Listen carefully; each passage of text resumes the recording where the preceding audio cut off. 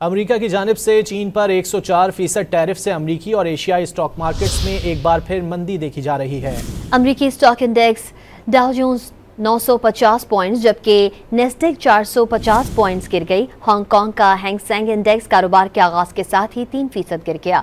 Japan के निकाई index में भी 225 पॉइंट्स की कमी देखी गई। चीन की स्टॉक मार्केट्स में 1% गिरावट का शिकार। जनूबी कोरिया के मार्केटों में भी मंदी का रुझान है। अमेरिका की जानिब से चीन पर 104% टैरिफ से अमेरिकी और एशियाई स्टॉक मार्केट्स में एक बार फिर मंदी देखी जा रही है। अमेरिकी stock index Dow Jones 950 points जबकि नेस्डेक 450 पॉइंट्स गिर गई। हांगकांग का हैंग सेंग इंडेक्स कारोबार के आगाज के साथ ही 3% गिर गया। जापान के निकाई इंडेक्स में भी 225 पॉइंट्स की कमी देखी गई। चीन की स्टॉक मार्केट्स में 1% गिरावट का शिकार। जनूबी कोरिया के मार्केटों में भी मंदी का रुझान है।